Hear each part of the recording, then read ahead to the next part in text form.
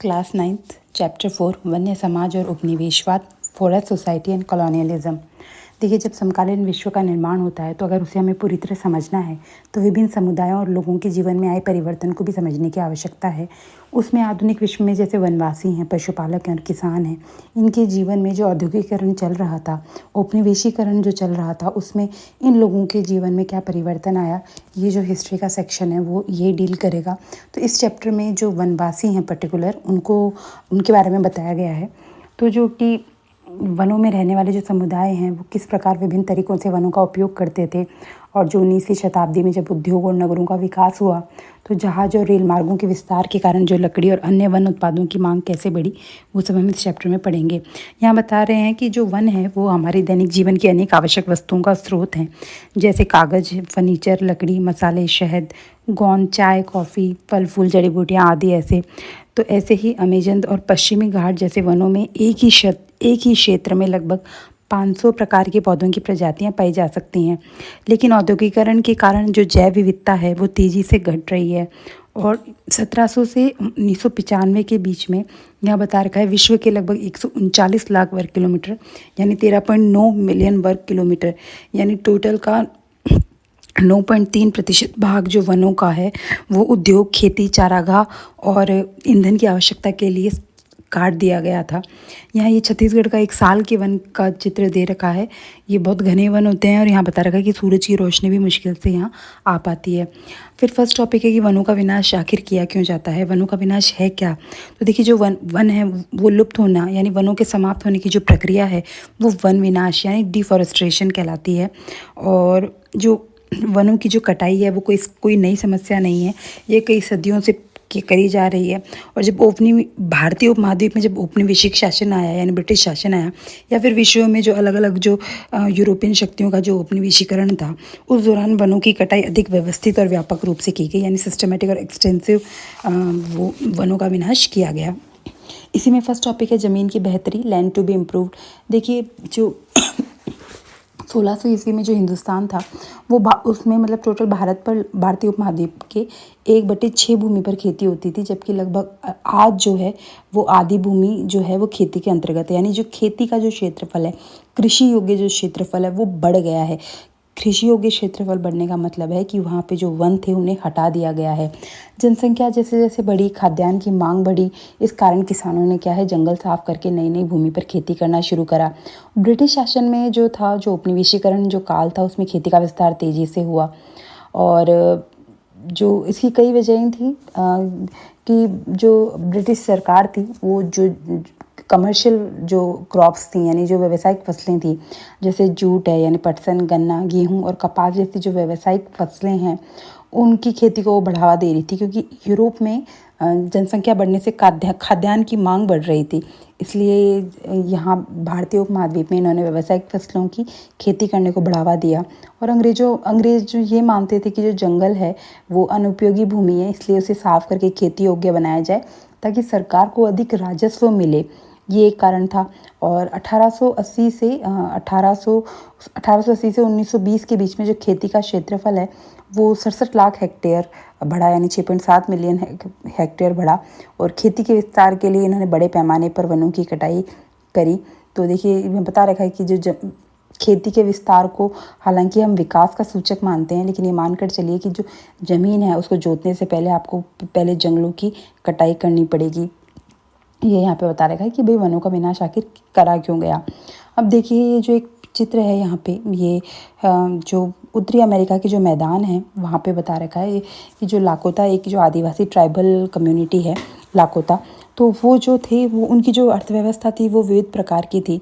वो लोग जो है मक्का की खेती करते थे, जंगली पौधों का संग्रह करते थे, और जो बाइसन एक जंगली भैंसा होता है, एक जानवर होता है, उसका वो शिकार करते थे।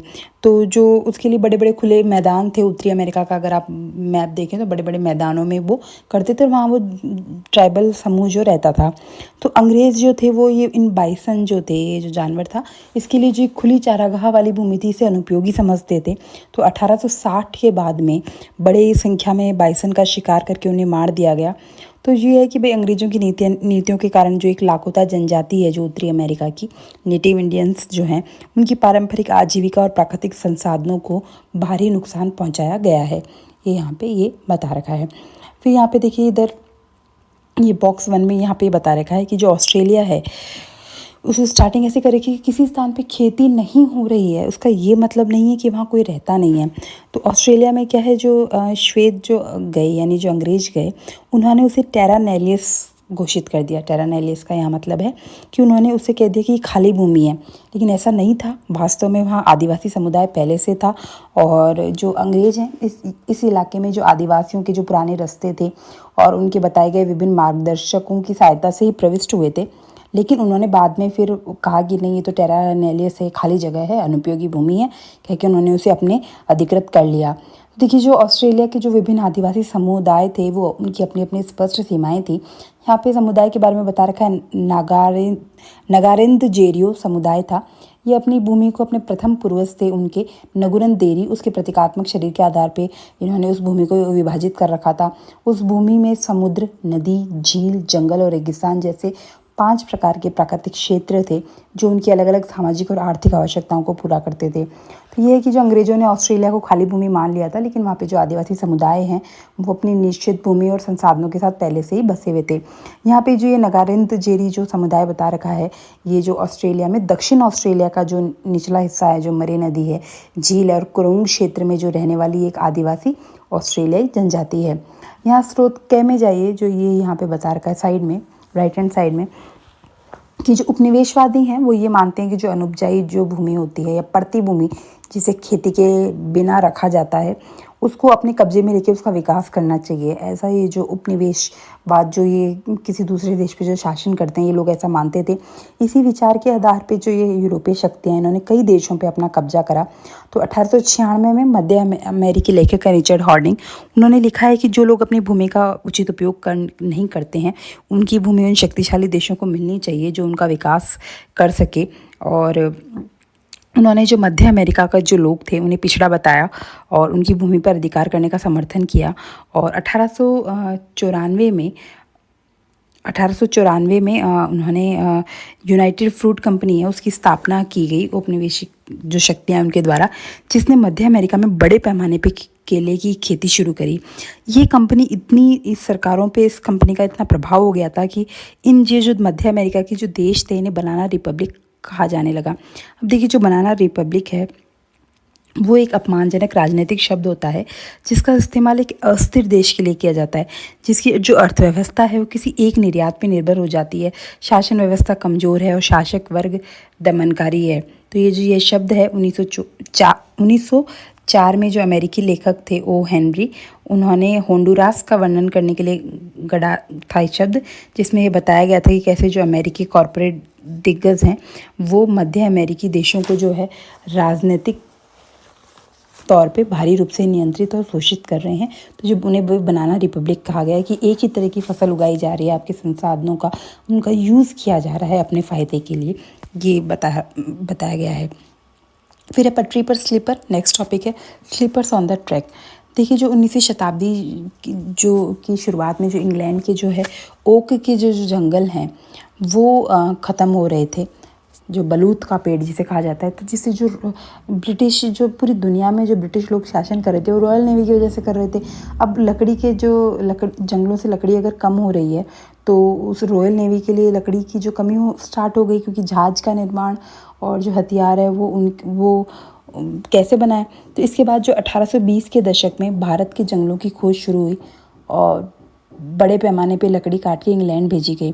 फिर 1850 के बाद में भारत में रेल मार्गों का विस्तार किया गया, जिससे लकड़ी की मांग बहुत बढ़ गई, क्योंकि जो रेल इंजन चलाने के लिए ईंधन और पटरियों के बीच में लगाने वाले स्लीपर बनाने के लिए भारी मात्रा में लकड़ी की आवश्यकता पड़ती थी। ये देखिए 1 मील रेलवे लाइन के लिए लगभग 1760 से 2000 स्लीपर चाहिए होते थे लकड़ी के।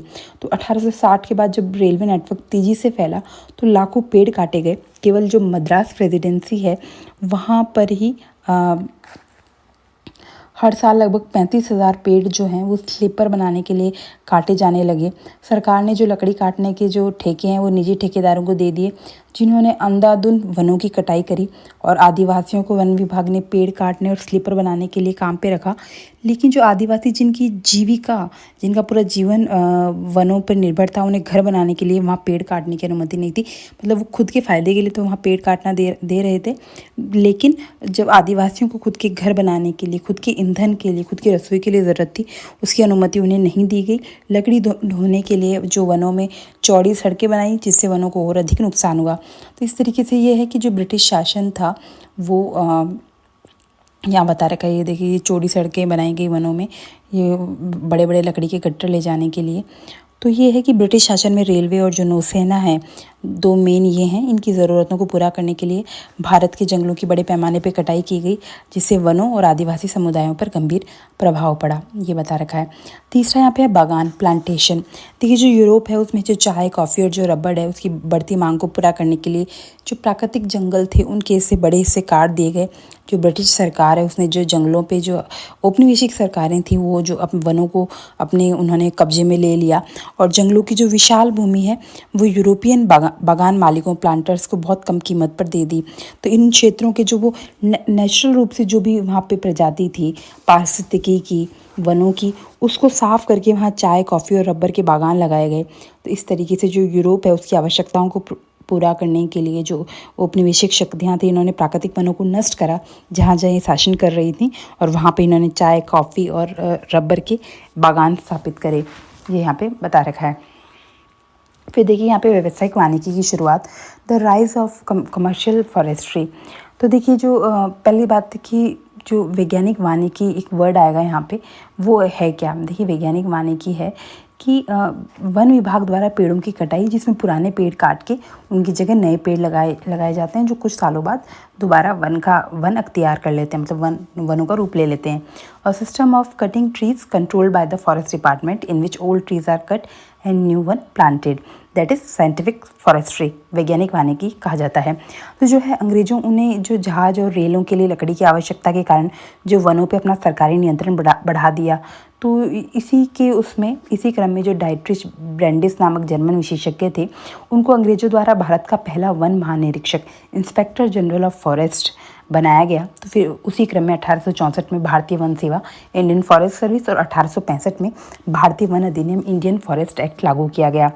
तो इसमें इन्होंने क्या करा, जो वैज्ञानिक वानिकी है इनके हिसाब से, उसके तहत प्राकृतिक जंगलों को काटकर एक ही प्रकार के पेड़ों के बागान लगाए गए, मतलब एक ही प्रकार के पेड़ लगाए गए। और इस 1906 में इन्होंने देहरादून में जो है इंपीरियल फॉरेस्ट रिसर्च इंस्टीट्यूट की स्थापना करी। 1865 में जब इन्होंने वन अधिनियम लागू कर दिया, उसके बाद इसमें 2 बार संशोधन करे, 1878 में और 1927 ईस्वी में। तो 1878 का वन अधिनियम था, उसमें जो जंगल हैं उन्हें 3 कैटेगरी में बांटा गया, आरक्षित यानी रिजर्व, संरक्षित प्रोटेक्टेड, एंड ग्राम यानी विलेज, ग्राम वन में बांटा गया। जो आरक्षित वन थे, जो सबसे अच्छे प्रकार की, जिनसे इमारती लकड़ी प्राप्त होती थी, उनसे ग्रामीणों को लकड़ी या अन्य वन उत्पाद लेने की अनुमति नहीं दी गई। ये इस टॉपिक में बता रखा है। हालांकि वो जो वैज्ञानिक वानिकी जो बता रहे थे कि एक ही प्रकार के इन्होंने पौधे लगाए, आज उसे सही नहीं माना जाता है। फिर है कि इसमें है कि लोगों का जीवन कैसे प्रभावित हुआ। तो देखिए, जो ग्रामीण जो लोग थे, वहाँ के लोकल जो लोग थे, वनों के आसपास के रहने वाले, और जो सरकार है, दोनों का नज़रिया बड़ा भिन्न था। जो ग्रामीण है उनके अनुसार देखो, अच्छा जंगल जो होता है वो होता है जहाँ विभिन्न प्रकार के पेड़ पौधे मिलते हैं, जिससे उनको खाने का भी, उनकी आजीविका का भी, सारे जो हैं आवश्यकता की पूर्ति होती है, यानी ईंधन, चारा, फल, जड़ी बूटियाँ और अन्य आवश्यक वस्तुएँ मिलती हैं। लेकिन जो अंग्रेज़ थे वो केवल ऐसे वन चाहते थे जहाँ सागौन यानी टीक और साल जैसे ऊंचे, सीधे और मजबूत पेड़ हों। उसे जो है वो अपने इमारती लकड़ी चाहते थे। तो जो जंगल हैं वो ग्रामीणों की आजीविका का मुख्य आधार थे। उन्हें जंगलों से फल, कंदमूल, जड़ी बूटियाँ, बाँस, लकड़ी, पत्ते, महुआ और तेंदुए के पत्ते, जिन्हें बेच के वो अपना वो आजीविका चलाते थे, ऐसी अनेक उपयोगी वस्तुएं मिलती थी। तो लेकिन जब जो 1865 का जो वन अधिनियम आया, उसके बाद में इन वनों में लकड़ी काटना, पशु चराना, फल फूल और कंदमूल इकट्ठा करना, शिकार करना और मछली पकड़ना, जो इनमें बीच बीच में तालाब होते थे, वो सब प्रतिबंधित कर दिया गया। तो इससे जो ग्रामीण हैं वो अपनी आवश्यकता के लिए चोरी छिपे जंगल से सामान लेते, पकड़े जाने पर उन्हें जो वन रक्षक हैं उनसे उनको रिश्वत देनी पड़ती, और कई बार जो पुलिस है और जो वन अधिकारी हैं वो उनका शोषण भी करते। महिलाओं को ईंधन की लकड़ी लाने में सबसे अधिक कठिनाई होती थी, क्योंकि वे रोज़ जंगलों पर निर्भर थीं। और यहाँ पे बता रखा है जो महुआ है वो उसका उपयोग जो है वो तेल और शराब बनाने में होता है, जबकि जो तेंदू पत्तों की बिक्री है उससे जंगलों में रहने वाले लोगों की आय होती है। इस प्रकार जो ब्रिटिश वन नीति है उन्होंने ग्रामीणों के पारंपरिक अधिकार, आजीविका और जीवन शैली को गंभीर रूप से प्रभावित किया।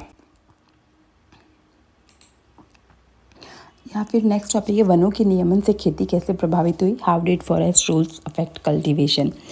तो देखिए, जो सबसे पहले आप यहाँ पे पढ़िए कि जो स्थानांतरित खेती है, झूम खेती है, शिफ्टिंग कल्टीवेशन जो होता है वो एशिया में, अफ्रीका में और जो दक्षिण अमेरिका है उनकी एक पारंपरिक कृषि पद्धति थी। वहाँ के रहने वाले लोग हैं वो एक परंपरागत तौर पे इस तरह की खेती, जो स्थानांतरित खेती है या फिर झूम खेती है, वो करते आ रहे थे। घुमंतु खेती है।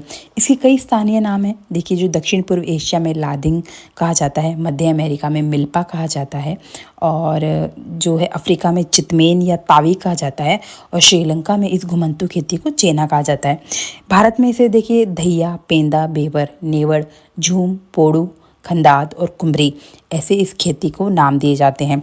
तो देखिए, ये खेती एक्चुअली इस खेती होती क्या है। देखिए, इस खेती में क्या होता है, जंगल का एक हिस्सा काटा जाता है, उस हिस्से के पेड़ काट दिए जाते हैं, और वहाँ पे जो राख होती है तो उस राख पर ही वो उर्वरक का काम करती है, और पहली वर्षा के बाद में बीज बोए जाते हैं और अक्टूबर नवंबर में फसल काट ली जाती है। ये स्थानांतरित खेती होती है।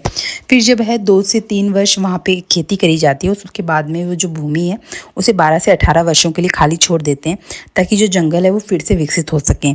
तो जो अंग्रेज़ जो वन अधिकारी थे, जो या फिर जो यूरोपीय शक्तियाँ थी, जो औपनिवेशिक शक्तियाँ थी अलग अलग जगहों पे, वो मानती थी कि जो इस प्रकार की जो खेती है ये जंगलों और इमारती लकड़ी के लिए हानिकारक है। तो उन्हें डर था कि जो ये कई बार जैसे जो आग भी लग जाती है, जो आग जला के जो ये वनों को एक हिस्से को नष्ट करते हैं, ये कहीं इनकी जो मूल्यवान पेड़ों को नुकसान न पहुंचा दे। जो सागौन और ये जो टीक और साल के जो वन लगा रहे थे, जिससे इन्हें इमारती लकड़ी प्राप्त हो रही थी, तो क्योंकि अगर वो अगर नष्ट हो गए उस प्रकार के वन, तो इससे जो सरकार है उसको कर वसूलने में प्रॉब्लम आएगी। तो इस प्रकार जो है ब्रिटिश सरकार जो थी या फिर अन्य जो यूरोपियन सरकारें थी अलग अलग जगह पे, उन्होंने जो स्थानांतरित खेती, जो इस प्रकार की जो खेती होती थी, एक हिस्से को साफ कर दिया, फिर वहाँ पे खेती कर ली, फिर दूसरे हिस्से को साफ कर दिया, इस पर उन्होंने प्रतिबंध लगा दिया। तो इसके परिणाम स्वरूप क्या है, जो अनेक जो वनवासी समुदाय हैं वो अपना जो है जंगल और घर छोड़ने को मजबूर हो गए। कुछ लोगों ने अन्य व्यवसाय अपना लिए, जबकि कुछ जो कई समुदाय थे उन्होंने ब्रिटिश सरकार के विरुद्ध विद्रोह करा। फिर कुछ स्थानों पे जो है ये देखिए इधर राइट में आपके टोंगिया खेती के बारे में बता रखा है कि कुछ स्थानों पे टोंगिया प्रणाली लागू करी गई, जिसमें किसानों को वन विभाग के जो बागान जिसमें उन्होंने एक ही प्रकार के वन लगा दिए थे, उसमें कुछ समय के लिए खेती करने की अनुमति देते थे, लेकिन बाद में उन्हें वह भूमि छोड़नी पड़ती थी। तो ये एक टोंगिया खेती, एक व्यवस्था जो उनको थोड़ी बहुत जो स्वतंत्रता दी गई। तो ये है कि जो ब्रिटिश वन नियम है, इन्होंने जो पारंपरिक जो झूम खेती थी, स्थानांतरित खेती थी, शिफ्टिंग कल्टीवेशन, उसे समाप्त करने का प्रयास करा, जिससे जो आदिवासी हैं उनकी आजीविका, संस्कृति और जीवन पे गहरा नकारात्मक प्रभाव पड़ा। ये बता रखा है। फिर ये शिकार की आज़ादी किसे थी, देखिए बताया गया।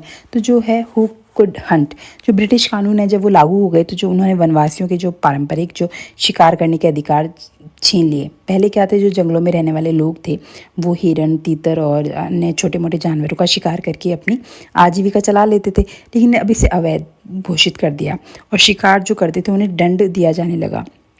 दूसरी ओर जो अंग्रेज अधिकारी हैं और जो औपनिवेशिक जो शक्तियां हैं, वो बड़े जानवरों का शिकार उनके लिए जो एक खेल और प्रतिष्ठा का प्रतीक बन गया।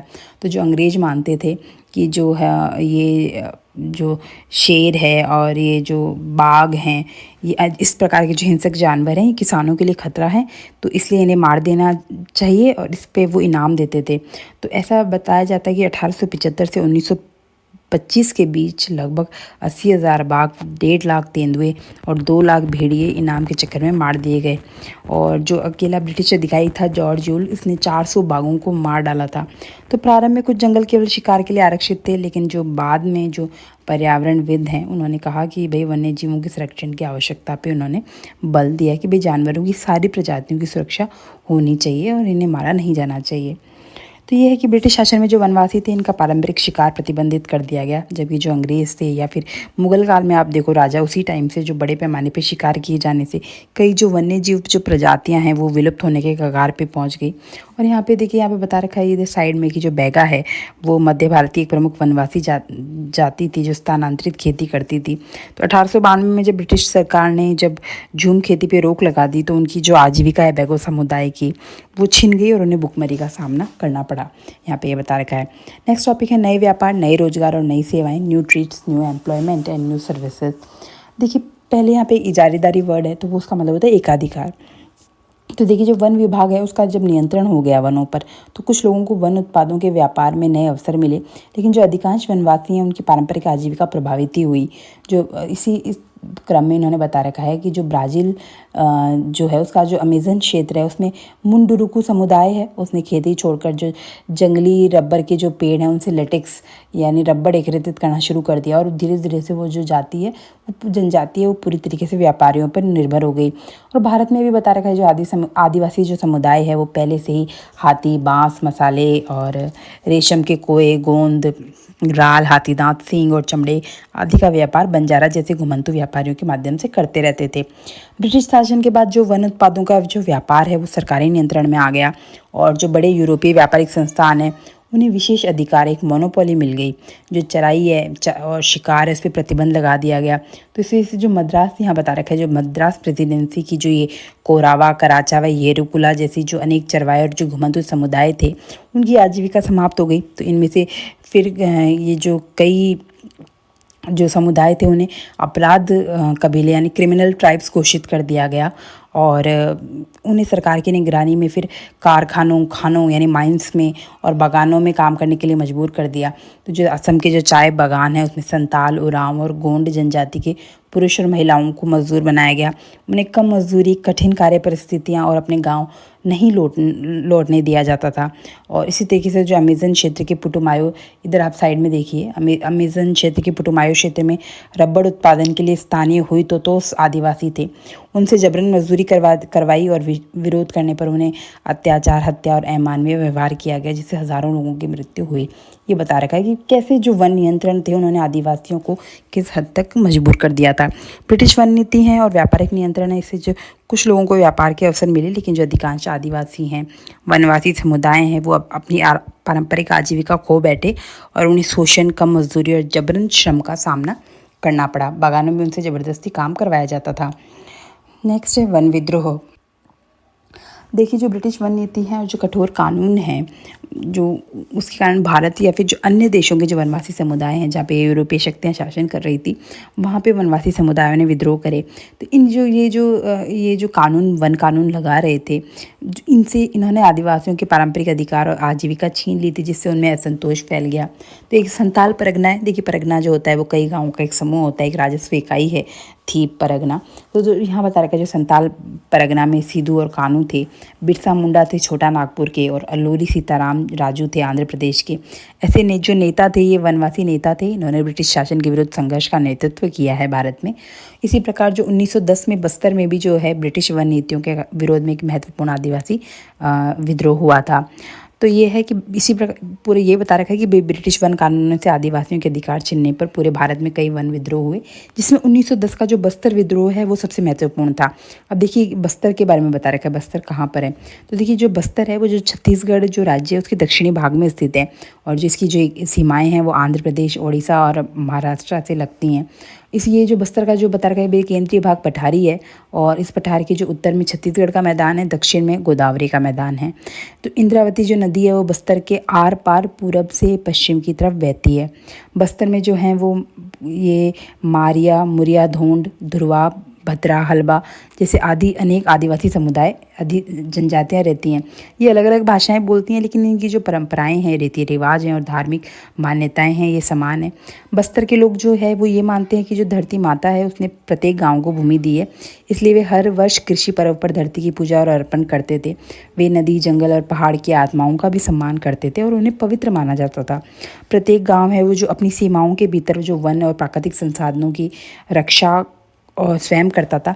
यदि किसी गांव के लोग दूसरे गांव के जंगल से लकड़ी लेते थे तो वे देवसारी, दंड या डांड या मान इस प्रकार का शुल्क छोटा शुल्क देते थे। कई गांव जंगलों की सुरक्षा के लिए चौकीदार यानी रक्षक नियुक्त करते थे, जिनका खर्च सभी परिवार मिलकर अनाज देकर चुकाते थे। तो हर वर्ष जो परगना है यानी गाँव का समूह है, उसकी जो मुखिया हैं वो एक बड़े सामूहिक शिकार के अवसर पर मिलते थे और जंगल में अन्य महत्वपूर्ण विषयों पर चर्चा करते थे। ये बस्तर के जो आदिवासी समुदाय हैं, अलग अलग जो जनजातियाँ हैं, उनके जीवन के बारे में बताया गया कि किस तरह की वो आजीविका रहते थे, किस तरह का उनके वहाँ पे कल्चर था, ये बता रखा है। तो ये बस्तर के आदिवासी थे वो प्रकृति को पवित्र मानते थे और सामुदायिक नियमों के अनुसार जंगल व प्राकृतिक संसाधनों का संरक्षण करते थे। अब वहाँ पे किस तरीके से क्यों हुआ जो विद्रोह है उसकी वो भूमिका बता रखी है। तो लोगों का भय, the fears of the people. तो ये जब 1905 में जब अंग्रेज सरकार है इसने बस्तर के जब 2/3 जंगल है उन्हें आरक्षित बनाने का निर्णय लिया, रिजर्व फॉरेस्ट की कैटेगरी में ला दिया। झूम खेती जो शिफ्टिंग कल्टीवेशन था, शिकार था और जो वन्य उत्पाद इकट्ठे करके करते थे उस पर जब रोक लगा दी और जो कुछ गाँव हैं उन्हें जंगल में रहने की अनुमति केवल इस शर्त पर दी कि वे जो वन विभाग के लिए बिना मजदूरी के, बिना बेगार के काम करेंगे। तो जो ऐसे गाँवों को उन्होंने वन ग्राम कहा, फॉरेस्ट विलेज कहा। कई गांवों को बिना सूचना और मुआवजे के जंगलों से हटा दिया। तो पहले से लोग जो है अधिक लगान, बेगारी और सरकारी अधिकारियों की ज़बरदस्ती से परेशान थे। फिर बाद में अकाल पड़ गया 1899 से 1900 के बीच में और 1907 से 1908 के बीच में अकालों ने उनकी जो कठिनाइयाँ हैं आदिवासी समुदायों की, उनकी कठिनाइयाँ और बढ़ा दी। तो फिर क्या हुआ, जो लोग हैं वो ग्राम सभा, हाट, बाजार और मेलों में इकट्ठा होकर विरोध की योजना बनाने लगे और विद्रोह की शुरुआत जो है कांगेर वन क्षेत्र के जो धुरवा जनजाति थी, धुरवा समुदाय था, उसने करी।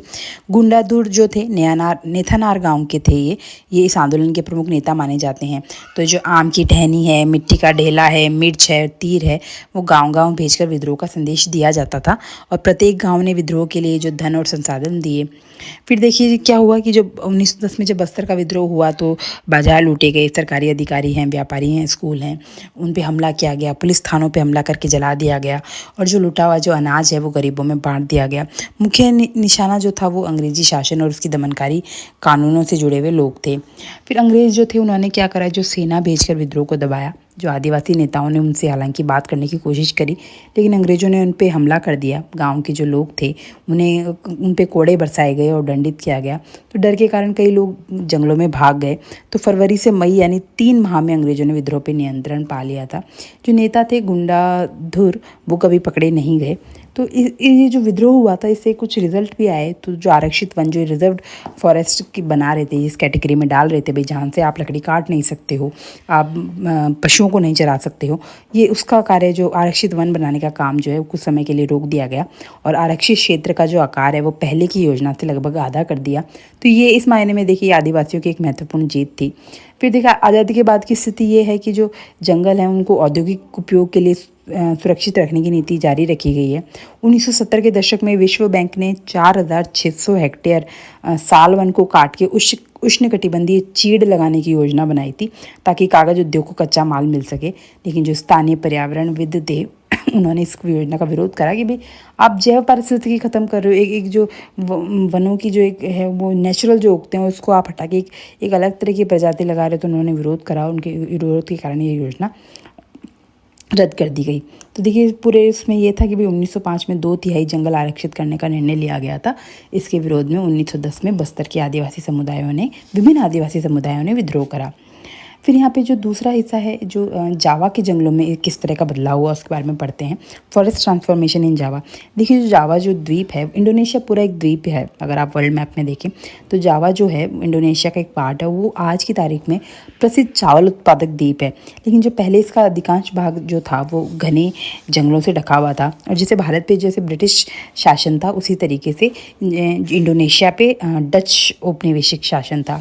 तो जो डच थे उन्होंने सबसे पहले जावा में वैज्ञानिक वन प्रबंधन फॉरेस्ट मैनेजमेंट शुरू करा। ब्रिटिश की तरह डच जो लोग थे उन्हें भी जहाज़ बनाने के लिए इमारती लकड़ी चाहिए थी। तो जो सन 1600 ईस्वी में जो जावा की बता रखा है, अनुमानित जनसंख्या लगभग 34 लाख थी। उपजाऊ मैदानों में अनेक गांव बसे हुए थे। ये औपनिवेशिक शासन से पहले बता रखा है। पहाड़ी क्षेत्र जो थे वहाँ पे इंडोनेशिया में कई समुदाय रहते थे जो झूम खेती करते थे। तो भारत और इंडोनेशिया में वन नियंत्रण संबंधी जो औपनिवेशिक कानून है उसमें कई समानताएं थी। जैसे औपनिवेशिक कानून इन्होंने जो वन नीतियाँ लाए, ये वन कानून करे, वैज्ञानिक वानिकी इन्होंने करी, उसी तरीके से इन्होंने जावा पर किया और वही अब हम यहाँ पढ़ रहे हैं। तो ये है कि जो जावा में डच शासन ने जहाज़ों के लिए लकड़ी प्राप्त करने हेतु वन प्रबंधन शुरू करा, जबकि वहाँ के कई स्थानीय समुदाय जो थे वो जंगलों पर निर्भर रहकर झूम खेती कर रहे थे। तो इसी के लिए फर्स्ट टॉपिक बता रखा है जावा के लकड़हारे, the woodcutters of Java. तो देखिए यहाँ बता रखा है जो कलांग समुदाय था वो जावा के कुशल लकड़हारे और झूम खेती करने वाले समुदाय थे। 1755 में जब माताराम राज्य था वहाँ पे उसे 2 भागों में बटा, तब 6000 कलांग परिवार जो थे उनको दोनों राज्य में समान रूप से बांट दिया। समान रूप से क्यों बांटा? क्योंकि उनकी ये जो कलांग समुदाय था ये सागौन की लकड़ी काटना और राजाओं के महलों का निर्माण करने में बड़ा माहिर था। ये कारीगरी थी इनकी, तो इनके बिना ये हो नहीं सकता था, इसलिए इस समुदाय को बांटा गया भी दोनों राज्यों की आवश्यकताओं के अनुसार। 18वीं शताब्दी में जब डचों ने जंगलों पर नियंत्रण स्थापित करा तो उन्होंने भी कलांग समुदाय को अपने अधीन काम करने के लिए मजबूर कर दिया। और 1770 में जब कलांगों ने विरोध करा और जोआना स्थित डच किले पे हमला करा, लेकिन जो डच थे उन्होंने इस विद्रोह को कुचल दिया। तो जो कलांग समुदाय था वो जावा के कुशल लकड़हारे थे, लेकिन उन्होंने वन नियंत्रण का विरोध करा और लेकिन 1770 में उन्होंने जो विद्रोह करा जावा में वो असफल रहा। नेक्स्ट टॉपिक है डच वैज्ञानिक वानिकी, डच साइंटिफिक फॉरेस्ट्री। जिस तरीके से यहाँ भारत में उन्होंने वन वानिकी करी थी, वैज्ञानिक वानिकी, यहाँ वहाँ डच में भी करी। देखिए जो 19वीं शताब्दी में जो डच सरकार है उसने जावा में वन कानून लागू करे। ग्रामीणों के जंगलों में प्रवेश और उपयोग पर इन्होंने प्रतिबंध लगा दिया। लकड़ी काटने की अनुमति केवल निश्चित कार्यों के लिए जैसे नाव और घर बनाने के लिए दी गई और निर्धारित जंगलों से ही की अनुमति दी गई। बाकी जंगलों से वो प्रोहिबिट बंद कर दिया उन्होंने एकदम। अगर कोई नियम तोड़ता तो उसे दंड दिया जाता था। जो नए उगरे जो जंगल थे वहाँ पे पशु चराना अपराध था और बिना अनुमति लकड़ी ले जाना प्रतिबंधित था। घोड़ा गाड़ी या मवेशियों के साथ वन मार्गों पर चलना भी नियंत्रित कर दिया गया। तो देखिए जो जहाज है और रेलवे के लिए लकड़ी की बढ़ती आवश्यकता के कारण भारत में जैसे किया था ये ब्रिटिश औपनिवेशिक शासन ने, वैसे ही इंडोनेशिया में जो डच शासन था उसमें वन विभाग और फॉरेस्ट सर्विस की स्थापना करी गई। 1882 में अकेले जावा से 2,80,000 रेलवे स्लीपर्स निर्यात किए गए थे। फिर यहाँ पे देखिए एक ब्लेंडोंग डी एंस्टेन प्रणाली है। ब्लेंडोंग गेडी एंस्टेन जो प्रणाली है ये लागू करी गई। इसमें क्या था कि जंगलों में जो खेती करने वाले जो खेती करते थे उनसे भूमि कर लिया गया। कुछ गांवों को कर से छूट दे दी गई यदि वे मुफ्त बेगार दें, मुफ्त मजदूरी करें डच लोगों के लिए और लकड़ी काटने और ढोने के लिए भैंसें उपलब्ध करवाएं। तो ये जो पूरी व्यवस्था थी इसे ब्लेंडोंगी एंस्टेन प्रणाली कहा गया। ये यहाँ पे बता रखा है। फिर जो बाद में जो है कर छूट और लगान माफ़ी की जगह थोड़ी बहुत मजदूरी दे दी गई, लेकिन ग्रामीणों के जो जंगल की भूमि पर खेती करने के अधिकार उन्होंने सीमित कर दिए थे। ये है। तो ये जो यहाँ यही बता रखा है जो डच थे उन्होंने वैज्ञानिक वानिकी के नाम पे जंगलों पे नियंत्रण स्थापित कर लिया था, ग्रामीणों के अधिकार सीमित कर लिए थे और जो ब्लांडोंगी एंस्टेन प्रणाली थी इसके माध्यम से मुफ्त श्रम उनसे करवाया गया जावा के लोगों से। नेक्स्ट टॉपिक है सामिन की चुनौती, सामिन का चैलेंज। देखिए लगभग 1890 में सुरौंती को सामिन थे। इन्होंने ब्लांटुंग ये देखिए लोकल नेम है ये, इनके सागौन वन गांव से आंदोलन शुरू करा। तो उन्होंने जंगल पे सरकार के स्वामित्व का विरोध करा। उन्होंने बोला कि भाई देखिए हवा है, पानी, धरती, लकड़ी है, ये प्रकृति की देन है, इन्हें सरकार ने नहीं बनाया तो इसलिए इनका सरकार पे नियंत्रण कैसे हो सकता है। धीरे धीरे जो ये आंदोलन है पूरे क्षेत्र में फैल गया। जो सामिन के दामाद थे वो भी इस आंदोलन में सक्रिय थे। और 1907 तक लगभग 3000 जो परिवार हैं वो सामिन के विचारों का समर्थन करने लग गए थे। और तो जो डच अधिकारी जब भूमि का सर्वे करने आते तो जो सामिन समर्थक थे वो ज़मीन पर लेट जाते थे। उन्होंने कर, जुर्माना और ये जो बेगार, जो मुफ्त में बेगारी करवा रहे थे, मजदूरी करवा रहे थे, ये करने से इनकार कर दिया। यहाँ मैप दे रखा है, देखिए ये सुमात्रा, जावा और ये इंडोनेशिया के जो हैं द्वीप बता रखे हैं। तो ये जो यहाँ बता रखा है मैप में कि रबड़ और चीनी के जो ज़्यादातर इलाके थे वो डच स्वामित्व में थे। ये देखिए जो इंडोनेशिया के जो ज़्यादातर जंगल हैं यहाँ पे सुमात्रा में, कालीमांतान और पश्चिमी रियान में स्थित हैं। जावा ही वह जगह है जहाँ डचों ने अपनी वैज्ञानिक वानिकी की शुरुआत करी थी। यह जो द्वीप है अब चावल उत्पादन के लिए मशहूर है। कभी यह सागौन के जंगलों से ढका हुआ रहता था। फिर यहाँ पे युद्ध और वन विनाश बता रखा है, वार एंड डिफॉरेस्टेशन, की युद्ध से वनों का विनाश कैसे होता है, मतलब युद्ध और वन खत्म, जंगल खत्म होना, इनमें आपस में रिलेशन कैसे है। तो देखिए होता क्या है कि जो प्रथम विश्व युद्ध और द्वितीय विश्व युद्ध हुआ उसका वनों पे गंभीर प्रभाव पड़ा। युद्ध की आवश्यकताओं को पूरा करने के लिए बड़े पैमाने पर जंगलों की कटाई करी गई। युद्ध के दौरान वन प्रबंधन योजनाएं छोड़ दी गई। ब्रिटिश सरकार ने युद्ध के लिए बिना रोक टोक पेड़ों की कटाई करवाई। इसी तरीके से जावा इंडोनेशिया था, उसमें जब जापान का कब्जा हुआ उससे पहले जो डच है उन्होंने भस्म कर भागो नीति, स्कॉच्ड अर्थ नीति अपनाई। उन्होंने आरा मिलें नष्ट कर दी और सागौन की लकड़ियों के बड़े बड़े ढेर जला दिए ताकि वे जापान के हाथ ना लगे। अब जब जापान ने कब्जा कर लिया डच पे तो उसने अपने युद्ध उद्योगों के लिए वहाँ के जंगलों का अंधाधुंध दोहन करा जावा के, और वन गाँवों के लोगों को जबरन पेड़ काटने के लिए मजबूर कर दिया गया। तो जो कई ग्रामीण थे उन्होंने इस अवसरों का लाभ उठा के जंगलों में खेती का विस्तार कर दिया।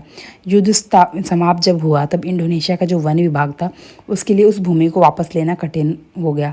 तो भारत की तरह इंडोनेशिया में भी खेती के लिए भूमि की आवश्यकता और वन विभाग का नियंत्रण, इसके बीच में संघर्ष जारी रहा। नेक्स्ट टॉपिक है वानिकी में नए बदलाव, न्यू डेवलपमेंट इन फॉरेस्ट्री। तो देखिए ये है कि 1980 के दशक से जो एशिया और जो अफ्रीका हैं उनकी सरकारों ने महसूस किया कि जो वैज्ञानिक वानिकी है, जो एक ही तरह के आप पेड़ लगा देते हो या फिर है ना आप उन्हें फिर काट देते हो, फिर कुछ समय के लिए आप उगने देते हो, ये और लोगों को जो जंगलों से दूर रखा जाता है, जो समुदाय जो निर्भर थे पूरी तरीके से वनों को, उनको जब आपने दूर रखा तो ये जो नीति है इससे अनेक संघर्ष पैदा हुए हैं। अब वनों से इमारती लकड़ी प्राप्त करने के बजाय वन संरक्षण, फॉरेस्ट कंजर्वेशन है, उसे अधिक महत्व दिया जाने लगा है। और देखिए जो सरकार ने माना कि वन संरक्षण तभी सफल होगा जब जो स्थानीय लोगों की भागीदारी होगी। जंगलों के पास जो रहने वाले लोग थे उन्हें धीरे धीरे सरकारें जो हैं वो वन प्रबंधन में शामिल करने लगी। यहाँ बता रखा है कि मिज़ोरम से लेकर केरल तक कई घने जंगल केवल इसलिए सुरक्षित रहे क्योंकि वो उनके जो गाँव थे उन्हें पवित्र उपवन के रूप में सुरक्षित करा, सेक्रेड ग्रूव्स के रूप में करा। उनकी संस्कृति में था पेड़ों को मतलब पवित्र मान के उनका संरक्षण करना। विभिन्न क्षेत्रों में अलग अलग नामों से जाना गया, जैसे सरना है, देवरा काड़ू है, कान है, राई है इत्यादि। इन पवित्र वनों को सामुदायिक वन संरक्षण करा गया। उनकी जो कम्युनिटी है उसने ये फॉरेस्ट कंजर्वेशन करा। उनकी मतलब कल्चर में था एक तरीके से। कई गांव जो थे वो लोग बारी बारी से स्वयं जंगलों की निगरानी करते थे, पेट्रोलिंग करते थे। वे केवल वन रक्षकों के ऊपर ही निर्भर नहीं थे। तो जो आज स्थानीय वन समुदाय हैं, पर्यावरणविद हैं, वो मिलकर सहभागी और टिकाऊ यानी सस्टेनेबल वन प्रबंधन के नए तरीके विकसित कर रहे हैं। इस तरीके से 1980 के बाद से जो सरकार है उन्होंने स्थानीय समुदायों की भागीदारी के महत्व को समझा और उसके साथ उनको साथ में लेकर वन संरक्षण को बढ़ावा देना शुरू करा, जिससे सहभागी और टिकाऊ वन प्रबंधन की नई व्यवस्था विकसित हुई। यह आपने पूरा इस चैप्टर में ये पढ़ा है कि कहाँ पे क्या क्या संघर्ष हुए, उससे क्या क्या प्रॉब्लम्स हुई और उसके बाद में 1970 या 1980 के बाद में सरकारों ने क्या महसूस करा। पूरे चैप्टर में यही था। Thank you.